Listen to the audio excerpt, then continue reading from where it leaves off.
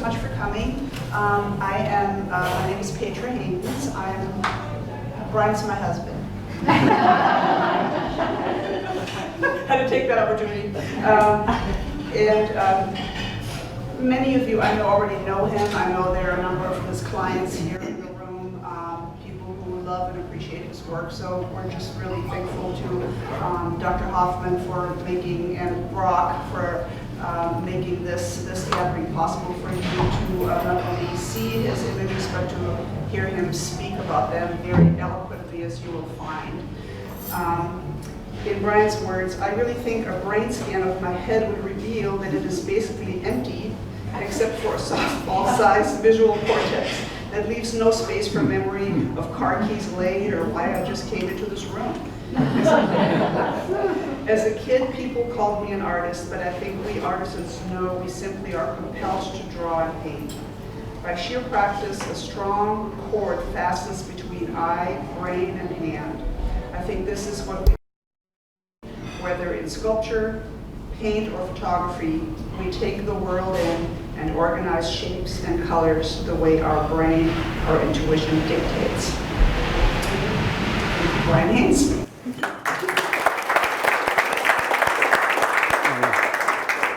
Thank you, my dear. And thanks, Brock, for having me here. This is wonderful.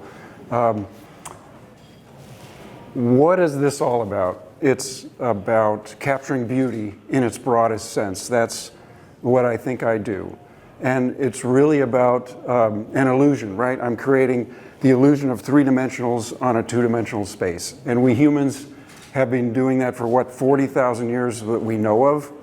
Maybe this was an evolutionary advantage for humans in that knowledge of a hunt, or where to hunt, or how to hunt, or what to gather, was something, a knowledge that went beyond one person's lifetime, perhaps. But if you take a stick around the globe, take a stick and draw in the mud a circle with two dots in it, every child across the globe will know that you're beginning the illusion of a human face. So this iconography and the willingness to make something appear three-dimensional on a two-dimensional plane is in our human brains. And what's the toolbox of a representational painter? It's pretty limited, really. It's a bandwidth of color. It's intense or dull. It's dark or light. Edges are hard or soft. Really, that's about the toolkit. Grew up in Kirkwood, Missouri. And we grew up, well, we were just talking about that with Galen. Orchard Lane, it was the edge of suburbia at the time. We had woods behind our house. We just roamed around the woods. And as a kid, how could you not think about the people who came before? You know, the people actually who lived here as well. The Osage tribe were completely dominant tribe. Many of the people, a typical male would be 6'5", 7 feet tall, was not uncommon. Handsome people was what was documented by all the French and Spanish who first met them. But in 2006, there was an inspirational show at the St. Louis Art Museum that just grabbed my attention. I had not seen the Osage depicted really in many of the museums around St. Louis. But this was a show called Art of the Osage. And they had, all of it was filled with objects the Osage had created themselves, whether functional or religious. The Osage would, I think, find it odd that we would even separate an object for its functionality and its spirituality. They're all combined. And as the best as I can understand, the cosmology of the Osage was bifurcated, meaning the universe was made of opposites, male and female, dark and light, air and water. One of the beings that they gave great reverence to was the kingfisher bird, because it could fly through air and hunt in the water. And so that gave them indication about the success or failure of the annual elk hunt along the Missouri bluffs. I created this painting because that show just inspired me. And many of the objects that were in the show are in this painting. And to kind of allude to that bifurcation, I put the main figure right in the center to divide the composition in half. Forget all that. How the heck do you make a living at this? Kirkwood High School, the best thing you can do is have great parents. I somehow got wonderful parents who told me just to pursue your dream and don't let anything get in your way. So they sent me to the University of New Mexico, blow off a little steam, but boy, New Mexico gave a whole different light to this Midwestern boy's brain that never left. And we'll circle back to that a little bit later. But then they sent me on to the Art Center College of Design in Pasadena, California. This is still the top design school in the world. It's car design, industrial design, environmental design, film, fashion, photography, sculpture. I was in the graphic arts department. And 1980, this is when everything was done by hand. We didn't know what a computer was. I think the only computer might have been the cash register in the cafeteria. So it was just drawing from the figure, perspective, all old school. And then 3 years of intense study, throw you out on the streets of Los Angeles with my little portfolio, and you just make cold calls. I did not want to work for anyone. I just wanted freelance work. So I'd call Warner Brothers, Universal Studios, Disney, and try to get to see an art director and show them my little portfolio. One way you could make some hourly wages on the side was some ad agencies had film producers come to them and they'd sit around a center table and talk about the next film they're going to conceive. And they needed images to take to the bank to capitalize it, right? So there'd be illustrators hired hourly to sit in the back and sketch. And then they'd turn to you and say, what do you got at the end of the meeting? And you'd present them storyboards of what they were talking about. And I kept this one from 1984. It's Christopher Reeves in Superman 3. But gradually, work slowly came my way. Got an agent in New York. We called them reps. And it was Bernstein and Andreuli in New York on Broadway. And they got me publishing work. Publishing was a big thing you could get out of New York. Agatha Christie book covers. You can kind of see a style developing. This is the original artwork of that piece. So back in the day, it was all done by hand, of course, acrylic on illustration board, and then you'd peel the paper off the board because they were going to drum scan it in New York or San Francisco or wherever, and then hopefully they'd remember to send it back to you. Because what do illustrators do? We don't sell paintings, we sell copyright. So they did not own this. Sometimes they'd forget and keep it, but I'd sell copyright, or my agent would sell copyright, limited usage for book covers or whatever. More book covers. Let me take you through what it was like to create an illustration back in the day. So by this time, I'm still in Los Angeles, but my rep, I have a rep now in St. Louis. Her name was Tina Foster, and she calls on a Friday, and she says, the St. Louis Symphony would like to hire you to do some retro-styled posters, because that's the kind of work I got, which I love, the Art Deco style, 1930s. And so I was thrilled to get this call. Then she said, the art director has nothing sketched yet, so by Monday, could you have some sketches? There was going to be, the subjects were going to be France, Germany, Austria. So there were some others. They were like, Scotland was one. And so by Monday, I needed something for France. So I just, not emailed, what was, faxed. That's what it was, fax machine. I think it cost me $1,200 to buy a fax machine in like 1986, you know? But wow, it was magic. I could fax her this Monday morning, this little sketch about this big. And she said, great, we like now finish it up. So the next day would be Tuesday. I presented her with this sketch. She said, the symphony has signed off on that, go to town. Go. That was, you know, you get the release to start the painting. And this painting is about 15 by 20. By Thursday, that's done Thursday, and then there was FedEx overnight, which was brand new and so cool. I could send it to the art director, and she'd get it Friday. So Friday to Friday was the assignment, and that was typical of back in the day, the kind of timeline. Do you remember Southwestern Bell? This was done for the Post-Dispatch, still living in Los Angeles, done for the Post-Dispatch, so just paint it in black and white, right? You know this company. Started to get a lot of work out of St. Louis, but then you never know, in the middle of the night, the phone might ring from an art director in Stuttgart, Germany, like this. There was a fancy carpet company that wanted an ad. They wanted an Art Deco. They found me through some awards that I'd won in Switzerland. This is the actual painting of what the ad was called, Ein Tag auf dem Teppich. And I actually got a print of the actual ad. But again, I could just ship overnight. You know, the original painting, and the art director in Stuttgart would do what he needed to do with that. So Bryan, what does that mean? Oh, a day on the carpet.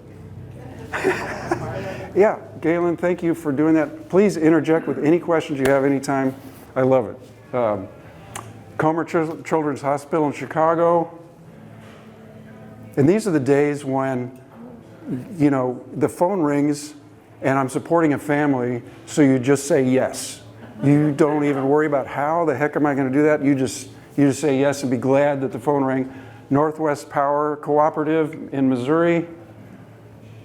Snowmelt Vodka, that's Park City, Utah. Celestial Seasonings, Boulder, Colorado. Dole, San Francisco. Palm Beach, the gallery wanted Art Deco animals. Nintendo. Ralston Purina. Bass Pro Shops, Springfield, Missouri. Paris, France. Whalers Rum, San Francisco. Toblerone, Hawaiian chocolates. The Americas Center needed a mural for the entranceway in St. Louis. And then editorial assignments were fun. They were low money, you know, $400, $600, but you got to do whatever you want. A lot of freedom, so they were fun to do. Playboy. Saturday Evening Post cover. The National Parks. So this is a typical illustration back in the day when it was done by hand. I got released. In other words, they liked my final drawing. So you take your illustration board and you sketch your drawing right on the board. And then you start painting from what's the back to the foreground.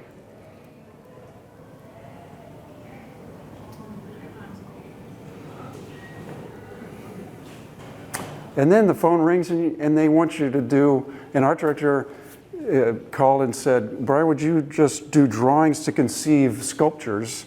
We're doing this theme park in Kansas City, Kansas, and they want famous Kansans. So Amelia Earhart, they said, I did this drawing. Again, I emailed it to her. Now I've got email. And emailed it to her. Great, she loved it. I forgot all about it. And it was just this series of famous Kansans. It was really fun. Walter Chrysler, what could you do with him? I thought, well, make him a hood ornament. He'll, you know. And I forgot all about it, but then she emailed this. That was created by a sculptor in Florida. So it's just fun. And then it happened, guys. The digital age, mid-90s, just tore apart the illustration business. Many of my friends who are illustrators had to find other work. It just dried up. Every company, every corporation, every product line wanted to have their product look digital.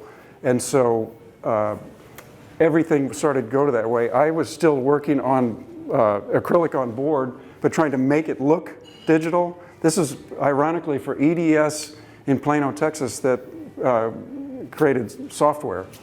But I basically had to give up get a computer and start to draw with a mouse in the same style that I was still painting, but it just wasn't satisfying. I had 2 portfolios with my rep in New York, traditional, now they call it traditional, paintings, and then this style didn't even have my name on it. And then we moved back from California to Missouri, my lovely wife and I, and I saw the landscape anew. We've been gone for 10 years, and you know how it is when you're gone and you come back, and I just reveled in the beauty of our landscape here in Missouri. This is near Fredericktown, and I just started doing paintings for myself. And if you were to see this close up, you'd see that Art Deco shapes are still there. The circles, the squares, and the lines are kind of sculpturally in the landscape. To my surprise, people enjoyed it and even started to buy them and commission some landscapes. This is Bethlehem Valley. And then we moved from Soulard, Missouri, which is downtown St. Louis, Frenchtown, out to Labadie, Missouri. And there we met our neighbors, who some of them had been in Labadie for 4 or 5 generations. We met Elmer Sontag and his wife. Elmer Sontag? Yes. He had a matched pair of mules, and he told me, Bryan, back in the day, we moved here, I got mules, I cleared the land with mules and farmed with the mules. Now, that was like going back to another century. And so we had that kind of connection with people around us. And so I thought, I'm an illustrator, I love the landscape, why don't I start to tell stories of the people around us? Figure and landscape. This is called Shingle Maker's Geometry. You might hire an itinerant group of men who will shingle your roof for you out of green white oak. Wow. Fence builders, New Haven. Sledge crew. And we had our own property. I built a barn, and we had these horses to raise with our 2 girls. It was lovely, and there was a night that my wife and I remember going down to, we were going to feed the horses, and it was just this lovely night. There was a distant lightning storm that was silent. It was so far away, and it was moonlit, and you had fireflies. So the 3 light sources were just magical, and I wanted to try to represent that best as I could. My friend Franz Mayer, who likes to stand up when he canoes with his oar as like a paddle, old school, so he can see the water up ahead and how deep the water is. Or Jam Up Cave on the Jack's Fork. This was a commission by Dietrich Herzog in St. Albans, Missouri. Now, Theodore Link, the architect who created Union Station downtown and many other incredible buildings around the turn of the century, he discovered St. Albans in 1909 and brought the St. Louis Artists Guild out with him. St. Louis Artists Guild is 125 years old. And he brought them out there to do painting when motor cars were brand new. So they would take their motor car out to St. Albans. And I did this painting for Dietrich, and it's in the studio now. But I thought, what would it have been like to have the St. Louis Artists Guild and then the little German farmer boys all around discover them. Children's book, Growing Up with the River, that Dan and Connie Burkhart wrote. This is chapter 4 about New Haven, Missouri, when we used to harvest ice off the river. There was a cold decade, 1880s. Ellen Zobrist still lives in the town of, and she has her great-grandfather's ice cutting saw, and they would put up blocks of ice in a warehouse in sawdust in New Haven and then sell it in the summer. There was a big draft horse that had done it so many years that they could literally load the wagon without a driver, just pat her butt, and she would go down the street and stop at each customer's house. And Ellen remembers this and told us about it. That business morphed into the Pepsi bottling business that the Zobrists own now. Just magnificent, sycamores are just like pieces of sculpture, aren't they? And suddenly was getting commissions for portraiture. This is a portrait of Art and his wife to commemorate their 30th wedding anniversary, and they had a romantic cabin up on the hills above the Mississippi River. And he's a hunter and have this wonderful dog, and he collects duck decoys. So I thought, how the heck am I going to combine this with romance? Greek mythology. He's Icarus, and there's Persephone. I don't know, it doesn't make any sense, but it was fun. Our daughter, when she was young. Or Susan Block, an interior decorator in St. Louis, commissioned this for her home, and so I got to meet new clients through her, which was a great way. Mama Woodley, Darcy Wolf, Terry. This guy, he actually is from down here, Fredericktown, Farmington area.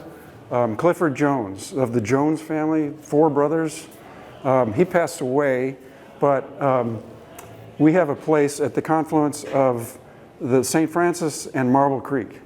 And he would just show up once in a while because he has a crush on my 83-year-old mother before she passed away. He would just show up with an offering. This is true. Dressed like that. He was a perfect gentleman, sit outside and just ask, "Is Diane here?" And yeah, it'd be squirrels, fish, you know. Crosby Brown, Washington, Missouri. You know who this guy is? Jim and Mary Dearberg. They commissioned and were wonderful patrons because they had a lot of art for me to do about the history of Herman. And of course, they are the first bank. His brother is the grocer. He and his wife, Mary and Jim, own First Bank. And so they had me do lots of paintings for them. And they bought the Hussman farm that we'll talk about a little bit more as I go along. An historic farm that they now raise the largest horses in the world are the Blackshires. And they have one of the few farms that raises these gorgeous animals. I would suggest taking a trip there. This is what they commissioned for First Bank. This is a view of Herman in 1900. But then I started to get commissions from people who would bring me objects. Timothy Drone brought me this beautiful object carved by the Osage out of Osage orange. Not very big, but very dense and heavy. I got to hold it. We know it's dated to 1750 because of the French trade item. And there's little etchings of figures along it, but it's called a gunstock club because of the shape.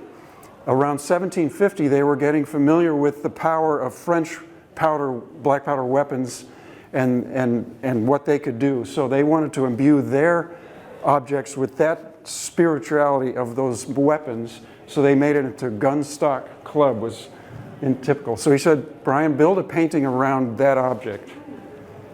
And so in my little sketchbook, just like illustration, my sketchbook, I'm thinking, how can running figures would be wonderful, but I want to repeat that gunstock shape in the shapes of the trees, maybe. You got to do your research. Thomas Easterly had a photographic studio in Broadway, St. Louis in 1840. And this gentleman walked in and said, "I want my picture taken." He's a Sac and Fox warrior. Then I have my friend Josh pose for me, who's got all the authentic accoutrement. And then I print out one of those photos and I start to just draw from it as if he were standing there. Go down behind our house where there's a creek, and I started thinking about a springtime scene. And just do a plein air painting just to get the light, and then combine it all to the final painting that was for Timothy Drone. This is 64 inches wide, and I thought, wouldn't it be neat to combine the menace of these warriors moving through space and the beauty of springtime as a juxtaposition. This painting is now in St. Louis University Museum because it's his alma mater, and he donated it to the museum. But what do we do when we go in museums? when we go in museums, the walls are filled with rectangles, right? And these rectangles represent windows into the subconscious of the artist, right? But it comes with ambiguity. There's not a set of instructions that came with that or how to view it. And when you walk into a gallery of many of the paintings, maybe one will draw you in, not all of them. Maybe you'll like one. What do? You go over to it and you start to engage with that image. You become empathy towards that, and you bring it to your own life experience. Dr. Eric Kandel, in his book Age of Insight, described that phenomenon. He won the Nobel Prize for discovering the physiology of memory. Think about that, the physiology of memory. He found a place in the brain that lights up when we view artwork. He called what we do when we engage artwork the role of the beholder. So when I create a painting, I have an intent with it. I have something that I'd like to express, but it doesn't come with instructions. So there's built-in ambiguity, and you complete that. You complete the circle. You complete my story, and what I've experienced so many times is you bring more to it than I even thought, which is a great phenomenon. He called it the role of the beholder. And I've been asked by a lot of people, where do these paintings come from? And it's hard to explain, but a lot of times it's about something I read or heard. One of the farmers, told me a story about his granddad, or I read a journal about something, and then maybe a year later, you're in a place, and for some reason that place and that story come together, and there's an epiphany, and just aha. And I can't even explain it to my wife or anybody else. I'll ruin it if I start to verbalize it. I just got to get it home and sketch it. So that's what happened once when we were kayaking, and I just saw this scene, and this epiphany happened to me, and I thought, I need to have figures running through this space, and I want music, I want rhythm to be happening with this. And then when I start to think about one of the figures, I want to have this figure turn and look and see you as he's running by. So let me read you the passage that just grabbed. It's from a book called The Falcon. This was an incredible book written by John Tanner. He was captured by the Shawnee in the Ohio Valley in 1789 at the age of 9 years old. He was marched off, he became a slave, brought north, and sold to the Ojibwe as a slave as a 9-year-old.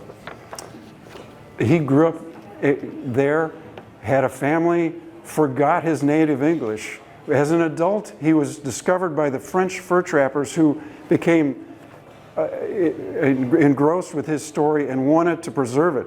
So through a triangle of translation, Ojibwe, French, English, they were able to transcribe his story. And so he wrote this passage that just grabbed me. As we were traveling towards the river, our guide, to whom we had committed the direction of our party, became alarmed. I saw him anxiously looking about on one side and then the other, and attentively watching for all those indications of the proximity of men, which can be afforded by the tracks of animals, the flight of birds, and other marks, which they so well know how to understand. He said nothing of fear. An Indian in such circumstances rarely, if ever, does. Isn't that fantastic?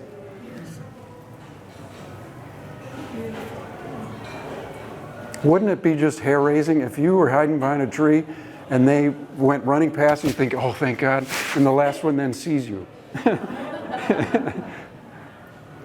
So from that, people saw that, and Robert Trulask Jr., who passed away, commissioned this for his hunt lodge in New Melly. It's 9 feet wide, and it commemorates some discoveries he made in fossilized bison bones at the bottom of a precipice on his property that he believes was a kill site for Osage pre-European contact to drive them woodland bison over the precipice in New Melly. Nathan Boone Salt Works in Arrow Rock, Missouri, 1805. Great business, made a lot of money, but they just couldn't keep it going because the Osage kept harvesting their oxen. Another gentleman brought me objects that he owns from the Osage. And through Crosby Brown, the gentleman of the portrait, I learned of one day when the Sioux were far south from their hunting grounds in their canoes coming down the Missouri, and they saw their archenemies, the Osage, on the riverbank. They were terrified, turned around and fled northward and portaged across the spit of land that separates the Missouri River from the Mississippi River to flee, and they made it. The French trappers heard about that day, and so we forevermore call it Portage de Sioux. So he wanted to create this painting around that story.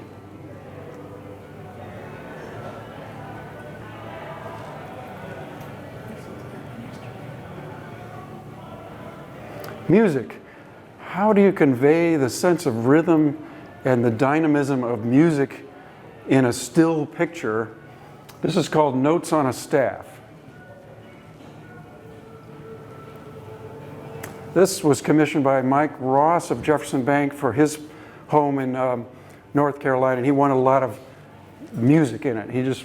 And so I was inspired by a book written about St. Albans, where we lived in Labadie. We lived over the hill from Fiddle Creek Road, and that was so named because there were little cabins built for the railroad workers on either side of the valley, and it just so happened that some of those families were fiddlers. And so on a Saturday night, one would sit on his porch and fiddle a lick, and he'd hear the call and response from his neighbor across the valley, and we'd go back and forth. So I thought about, well, what does Sunday morning look like when his wife wants to go to church? But notice the lines: calming, horizontals, verticals, calming, trying to quiet the scene.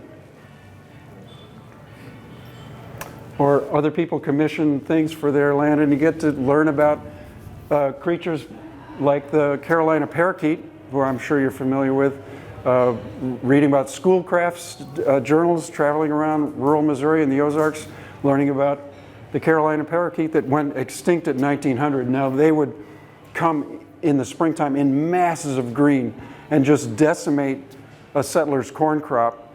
And of course, what would the settler do? Get out and just blast away. The strange social phenomenon of this bird is that when one is injured and falls to the ground, they all coalesce around it to ask, what's wrong? And so they're just sitting ducks for all the rest of them. Plus, beautiful tail feathers became desirable for women's hats in the Victorian area. So 1900, they were gone. How do you start a painting? A blank canvas is really not blank. It's already filled with points of tension, the corners, arcs, curves, straight lines, diagonals. A skilled artist or architect can bring forth those lines to lead the viewer's eye around the canvas. A well-done composition can have points of visual gravity for your eye to lead left or right, and where our human brains think that there should be a resolution, the beginning of a story or the end of a story. Unfortunately, the Hawthorne Inn burnt down in Labadie, Missouri, our little hometown, but it presented an opportunity. They said, Bryan, would you do a mural? It was my first mural, 20 feet wide. So I took those principles that I just described, which of course I was already doing on a small scale, but make it big. And so it made me think of Thomas Hart Benton and all these great muralists who you can see them leading your eye around. And so dividing the space, leading your eye the way an architect does, or a well-crafted piece of art. What's the central story? Bam, I want it right in the center. Sylvester Labadie tussling with a bear. This was a legend in Labadie that was wonderful. It was actually written down in the history of Franklin County in a book in the library from 1888. And in Labadie's cave, which I've been in, there was found in 1888 the skeleton of a bear wrapped around the skeleton of a man. And so it was supposedly Sylvester Labadie, who owned the Spanish land grant that became Labadie, died in the clutches of a bear. No, he was a wonderful and very prosperous fur trapper. His partner was Manuel Lisa in St. Louis. Maybe never even came out to that area. He's buried in Bellefontaine Cemetery, but what a great legend. I just had to do it for the town. But peeling out right and left from there are other stories that layer all the way up to 1930 when Labadie was being electrified. Other ways to lead your eye around the composition. New Mexico. Never got out of my system. My wife and I would travel there. I started doing paintings of New Mexico because it really is an enchanted landscape, an enchanted light there. And I was picked up by a gallery on the plaza in Santa Fe, and they kept asking me to do more and more paintings. This is the Santuario de Chimayo. Chimayo is a wonderful town between Santa Fe and Taos on the high road. Great chilies can be found there. Or the Ortega family, they have been weaving there for 8 generations.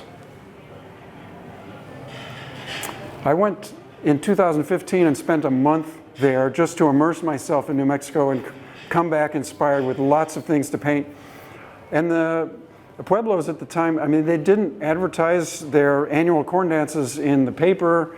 You're not going to see it on the internet. It's just kind of word of mouth. And I was in a bookstore in Santa Fe, and I overheard someone talking about there might be the annual corn festival at Hynes Pueblo.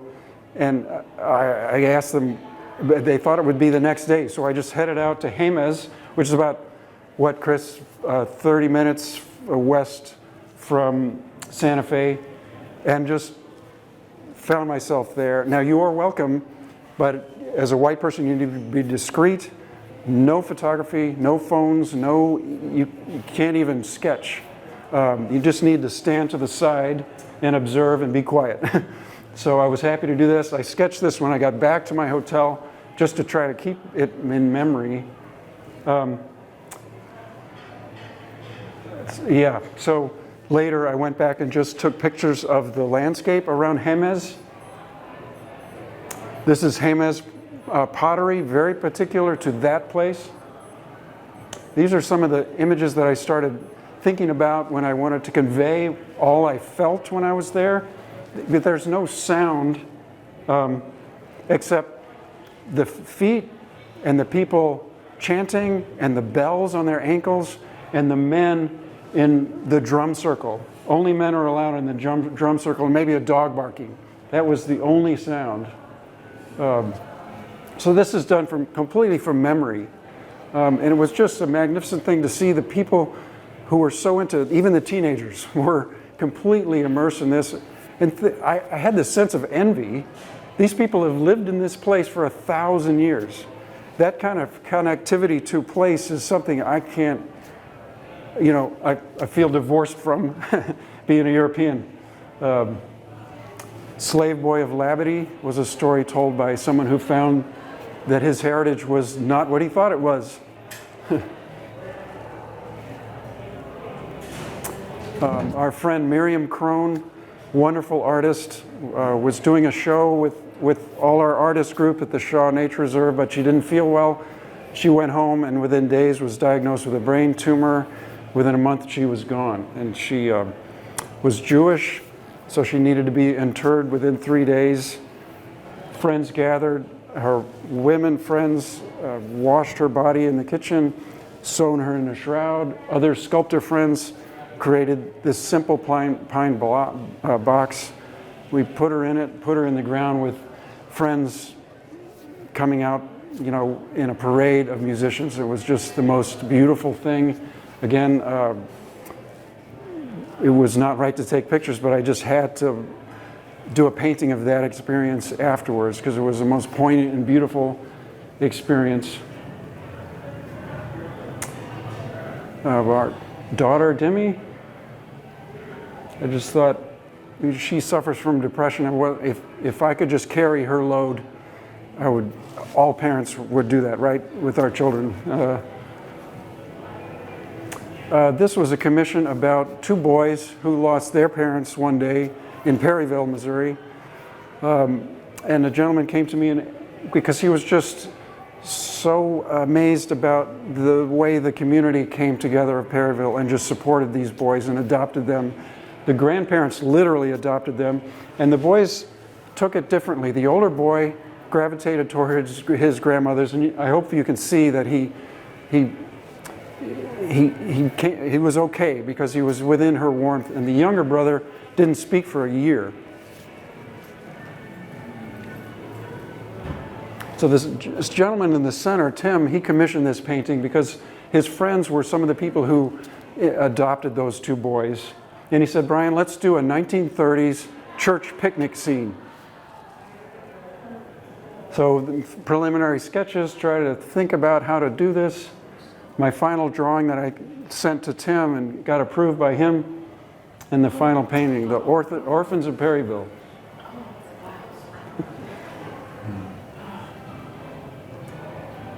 These are all people who donated and just became part of their family. Back to the Deerbergs, Jim and Mary Deerberg. This is the Hussman farm that we'll talk about that in a minute. The Hussman farm they bought and now made into a history museum, and it's wonderful, and everyone should visit that. But they told me, I mean, researching all these German traditions, I learned myself about things like the Drei Eisheiligen. That's the title of this painting. That's the three icemen. Those are the days in May when you can plant safely vine cuttings that you harvested last fall and had in the barn and put in the ground, and they will take root. Aren't we glad Edward Kemper was a hobby photographer in Herman about 1900? Because these are his three adorable daughters who were taking the vine cuttings from last fall, and they were going to plant them in the spring. Because Carol Bentel is an architect from Connecticut, and she came to me a couple of years ago and said, Bryan, would you do, the St. Louis Club on Forsyth is moving across the street, and they're having a whole new building, and they would like to commission you to do a giant mural above the bar, anything you want. Wow. But she said, you know, it would be really cool if you did one of those. I love your big draft horses you paint. If you happen to do one of those, it'd be great. You know, like the ones that used to pull beer wagons in St. Louis. You didn't have to tell me twice, of course. So this is my early sketch. And this is a sketch that I sent them for approval. Now, I wanted to illuminate the story that all Missouris should be proud of. Herr Hussman, who owned that Hussman farm, was the state entomologist for Missouri in 1880s, 1890s. He developed, and some other gentlemen, a virus-free rootstock. That became important because France and Germany at the time lost their vines to this phylloxera virus. And the Herman farmers found out about that, and they coalesced hundreds of thousands of vine cuttings and shipped them 17 boxcars to New Orleans by train and then across by ship. And to this day, France and Germany are thankful for the farmers of Herman, Missouri. There's a statue in Montpellier, France, dedicated to the Hussman farm. And I thought we should all know and be proud about that in Missouri. This is the final 7 by 8 foot mural that's at the St. Louis Club. And here's painting it. I think you asked about how do you do big things. You just kind of climb around on ladders. And again, you start from the back sky and you work towards the foreground, because already in your mind it's a three-dimensional space, right?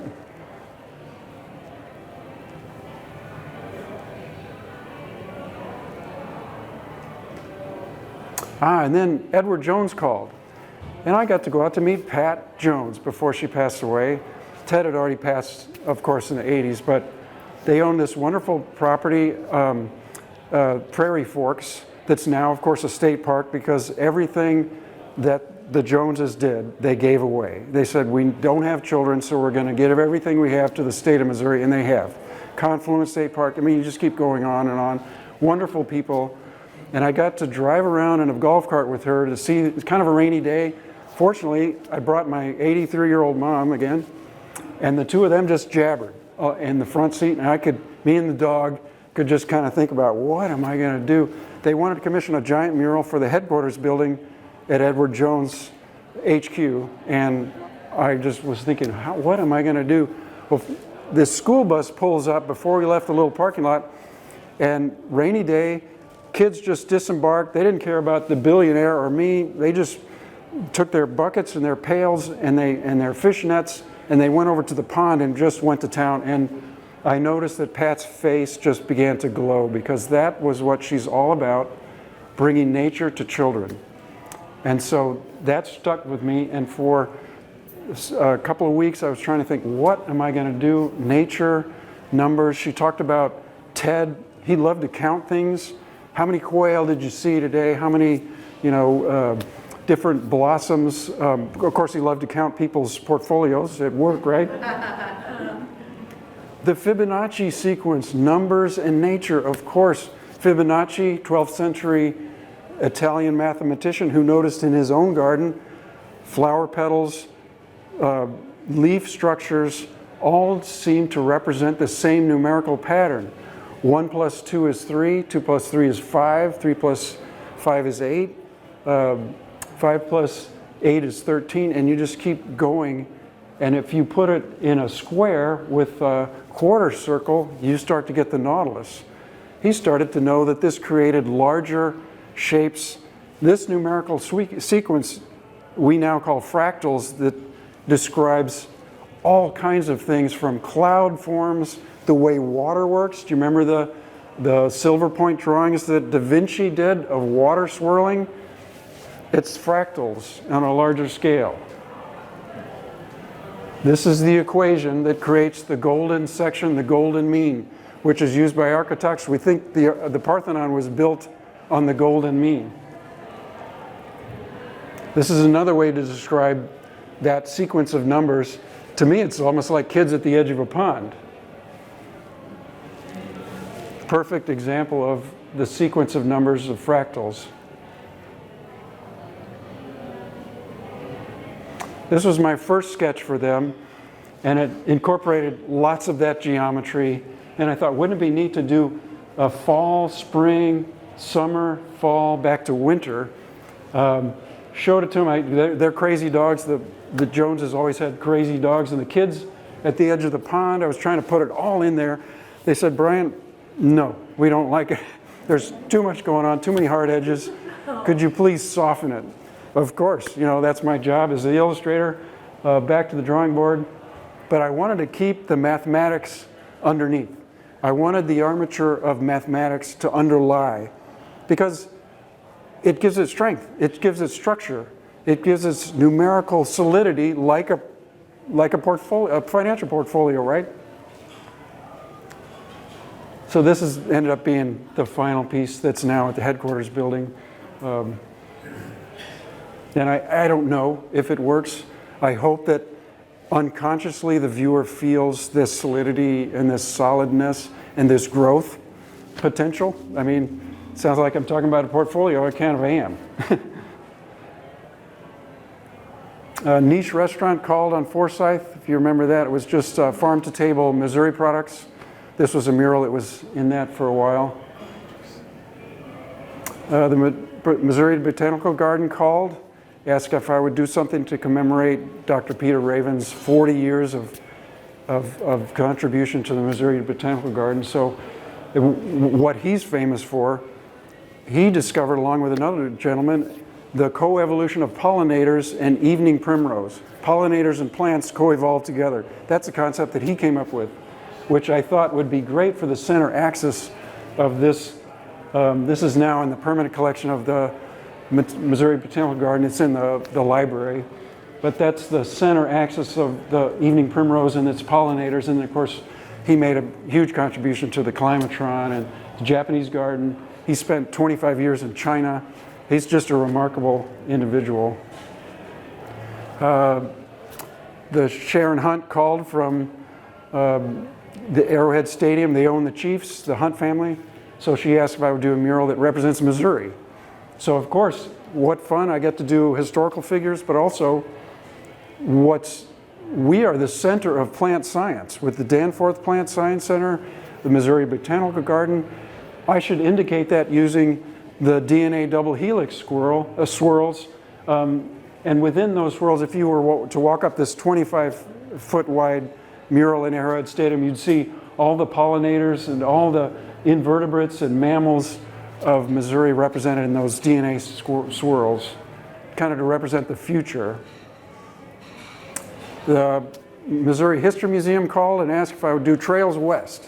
All the Trails West, represent all of them for this show we're having. It was fascinating. I got to learn there were dozens and dozens of Trails West from St. Louis area. We know the Santa Fe Trail, you know, the Oregon Trail, but there were so many more using rivers, of course. So I thought, what am I going to do? What if I took the whole United States, laid it on its side, and had the Mississippi be our baseline, and have all these rivers going back, and have this absurdly large Rocky Mountains as this barrier to those people who thought of it as this impossible barrier to get to the distant Pacific Ocean or Gulf of Mexico or Baja California. Novus International called. They do some very sustainable animal feed. The Gateway Arch called and asked if I would do a mural for the 4 years that they were doing reconstruction there. Could I do an 1850s levee scene on one side and the 1965 erection of the arch on the other side? Do you guys remember it being raised? Yeah. Do you remember that net that was between the two legs as it got tall? Well, in doing this research, I read the accounts of the men who worked there, the steel workers. No one died in this project, but if there was no OSHA, there were no harness, no helmet. I read an account of one guy who said, well, on a Sunday, the foreman wasn't there, and they noticed that net, and they just weren't sure about that. They thought, well, let's test it out. Let's take a canvas bag we have here, some tools in it. We'll put some tools about the weight of a man, push it off our little scaffolding, and see what happens. And it started to drop. Slight wind just blew it and missed the net altogether.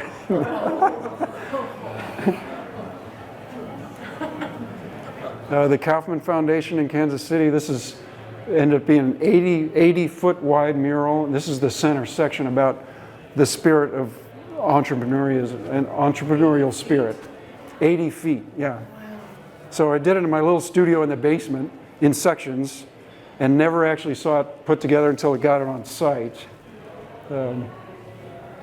Danforth Plant Science Center, Tower Grove Park. This is a preliminary sketch. We're trying to figure out, should we show the trees more, the pavilions, or the people?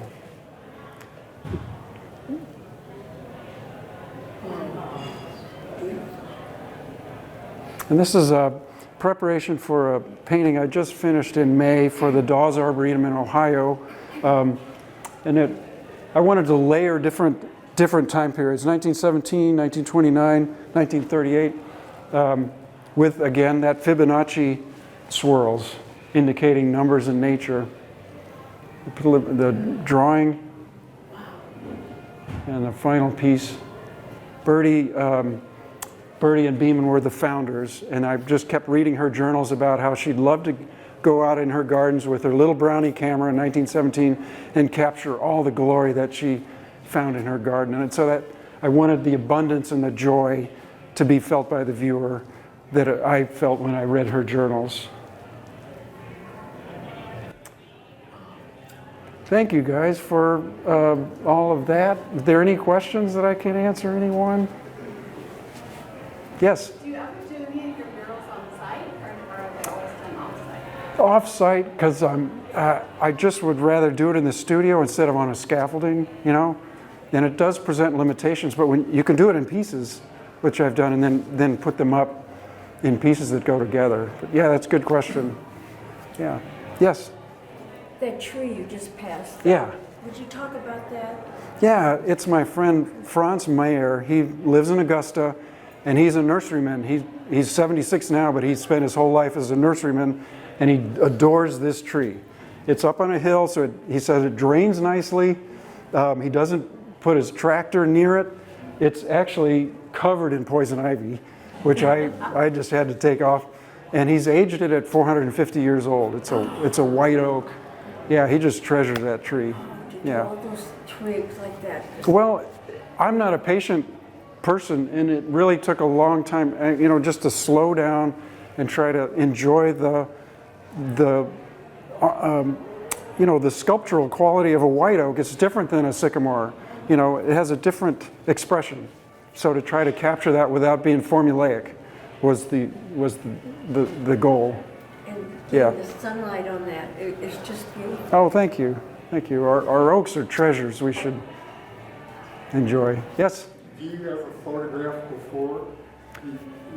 Or is it always just in Great question. Both. I like to photograph of something like that requires so much detail. For sure, I need the photographic reference, but I'll do sketches as well to capture the feeling of the light, and make notes.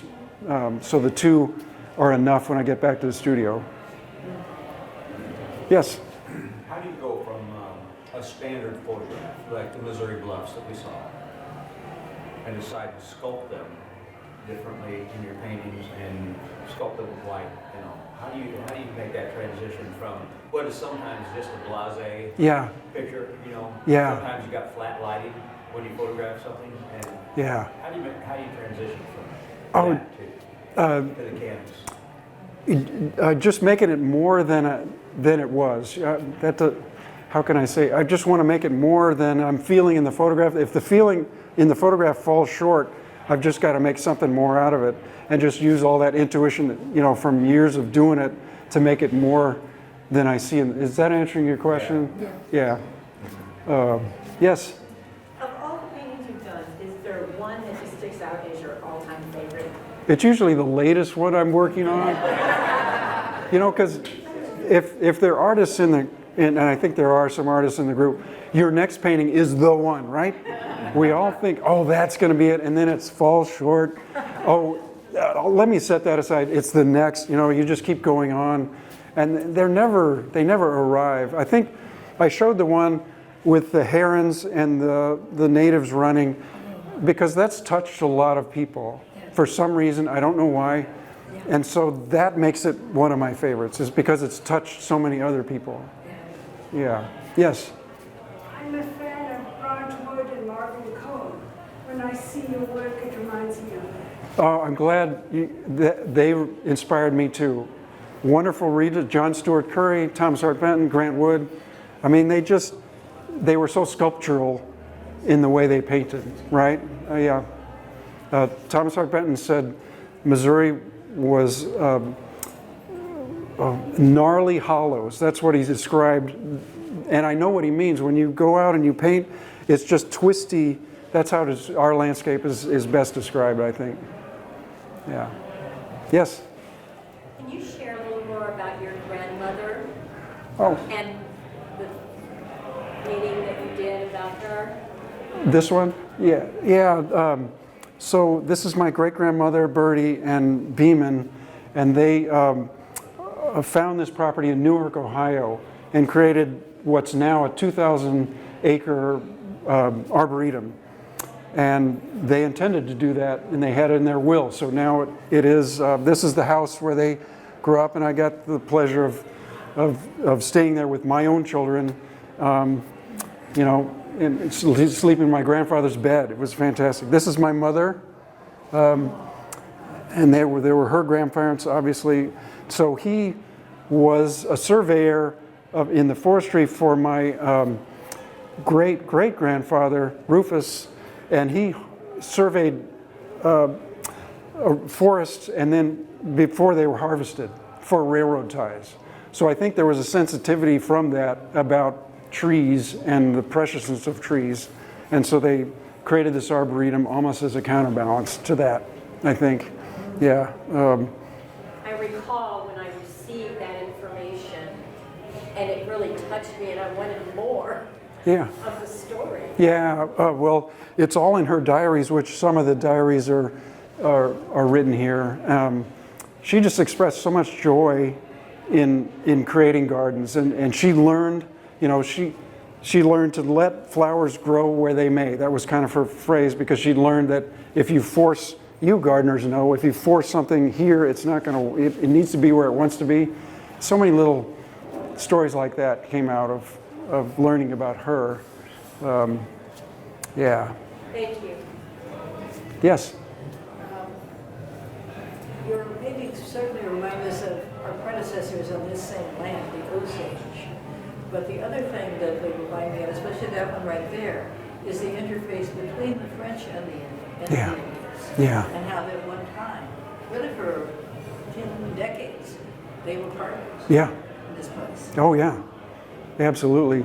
I hope we can, I'd love to do more paintings about that interrelationship, because it went on for a long time. You're right. Yeah. Spanish, French, British. Yeah. Yes. Can you comment on your relationship with Thomas Hart Benton, in terms of the regionalism and all? Some people have described you as the continuation of his work in today's.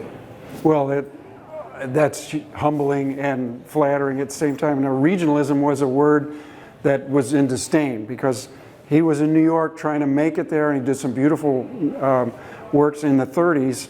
But a newspaperman said, he's a mere regionalist. So it was a derogatory term.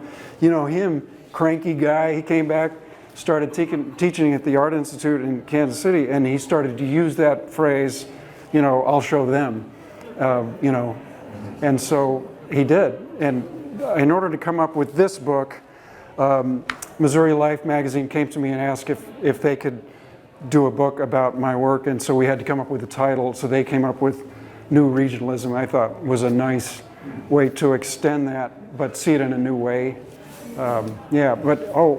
My dad was a chemist, but he really wanted to be an artist, so he had a library of art books that was wonderful, and we got to pore over them. So I think as a boy, Thomas Hart Benton, Da Vinci, Monet, N.C. Wyeth, they all got into our heads and came out later in life. So, yeah.